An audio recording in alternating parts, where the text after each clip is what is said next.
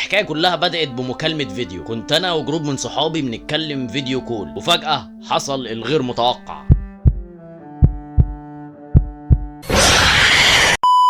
هيهي، ايه رايك في الدخله دي؟ كل مره اعملها فيك وكل مره بتشربها. ما علينا من الهزار بقى وندخل على طول في قصه النهارده. كنت انا وجروب من صحابي بنتكلم فيديو كول، بس المره دي بجد. قلت لهم اوقف، فكله قال تمام وقف. وبالمناسبه كانوا 5 غيري، يعني احنا كلنا كنا 6. فعديت لحد 3 ووقفت الفيديو اللي كلنا كنا بنتفرج عليه. فسالتهم كله وقف عند الدقيقه 53 و45 ثانيه. كله كان وقف في نفس الوقت الا شخص واحد اللي هو اسمه عمر، كان متاخر ثانيتين. وقبل ما نكمل قصتنا، ايه قصه الفيديو اللي بنشوفه ده؟ انت طبعا مش فاهم اي حاجه، تعال افهمك. انا والخمسه صحابي دول من واحنا في ثانوي، كل اسبوع كل واحد فينا بيختار فيلم رعب، بننزله كلنا وبنفتح فيديو كول في جروب وبنتفرج عليه كلنا في نفس الوقت مع بعض. فبنبقى متجمعين وبنتفرج عليه مع بعض واحنا مش في نفس المكان، لان كنا بنحب نشوف الافلام دي في وقت متاخر، فمش وقت حد يروح لحد فيه في البيت، يعني على الساعه 2 3 كده. وبالمناسبه المره دي كنا بنتفرج على فيلم اسمه جوست شيب، يعني سفينة الشبح. شايف الاسم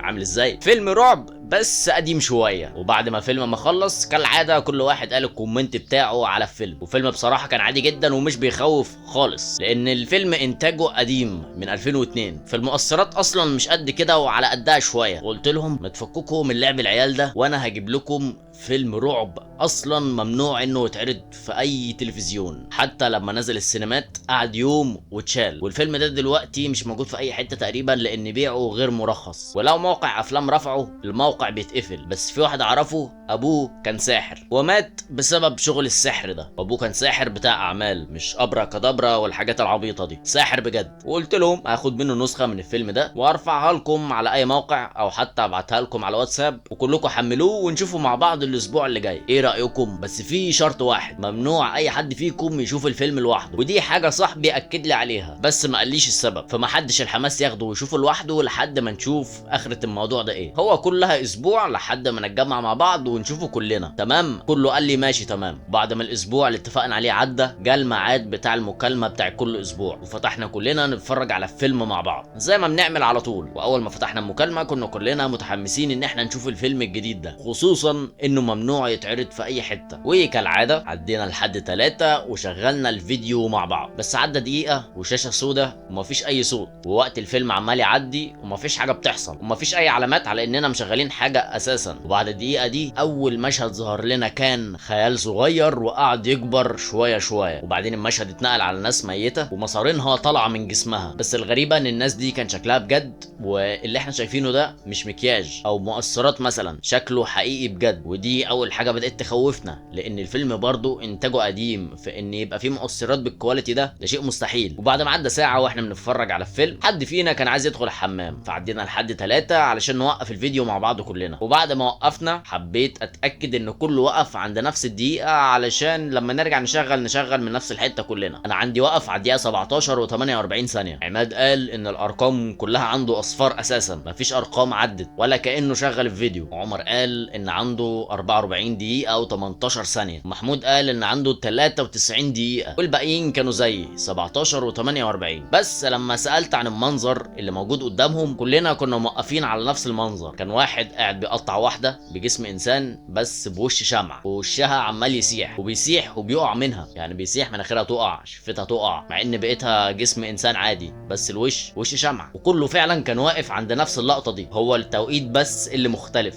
ازاي ما اعرفش، الا عمر قال مره واحده ان اللقطه عنده اتغيرت وبقى شايف معبد مهجور، مع انه اصلا موقف الفيديو، وهو الوحيد اللي حصل عنده كده. بعدين قال الحقوني يا جدعان الكهرباء قطعت عندي، ومفيش اي حاجه شغاله غير التلفزيون. حتى قام جرب مفاتيح النور كلها مفيش حاجه اشتغلت، لدرجه راح فتح التلاجه ما نورتش، فتاكد ان مفيش كهرباء بس التلفزيون شغال برضه، لدرجه شد الفيشه من الكهرباء فضل برضه منور والفيلم كان شغال. فاقترح محمود ان احنا نوقف الفيلم لحد كده عشان محدش يحصل معاه حاجه زي اللي حصلت دي. وباقيين قالوا لا، ممكن يكون هو عنده حاجه غلط في البيت، الكهرباء فصلت والتلفزيون معلق مثلا، والكهرباء كده كده بتقطع كتير فعادي. بعدين مره واحده محمود قال ثانيه يا جدعان انا تليفوني 5%، واحنا بقالنا ساعه بس بنتفرج على الفيلم، واول ما بدانا نتفرج كان التليفون 100%. قلت له طب يا عم ما تحطه على الشاحن. راح مره واحده صوته عالي جدا وقعد يزعق ويقول يا جدعان الكهرباء عندي انا كمان قطعت، التلفزيون بس اللي شغال، اعمل ايه؟ وبعدين قال لنا في حاجه غريبه دلوقتي، الشاشه نفسها عليها فراشه كبيره وواقفه على الشاشه بجد، مش لقطه جوه التلفزيون، هي حاجه فعلا جت وقفت على الشاشه، وفراشه بحجم نص الشاشه تقريبا، في حجمها كبير. قلت له يا عم دي فراشه، هتخاف من فراشه؟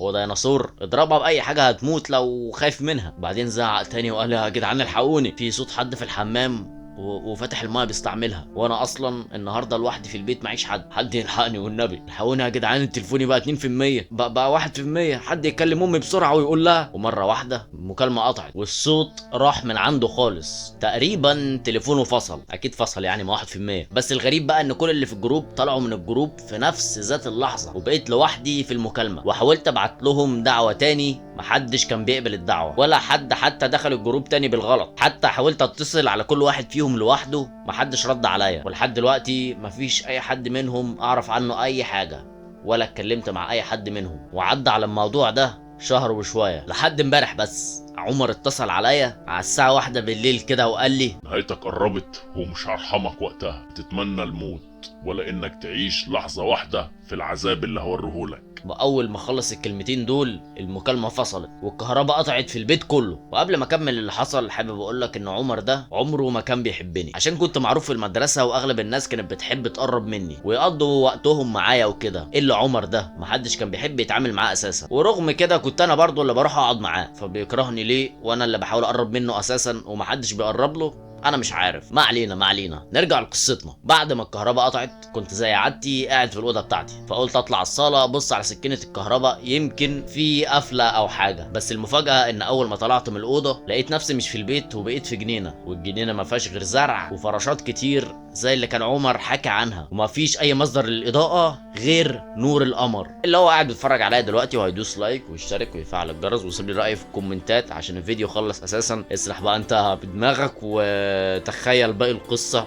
او لو عايزني اكملها ممكن ابقى افكر واكملها. وبس يا زميلي، سلام.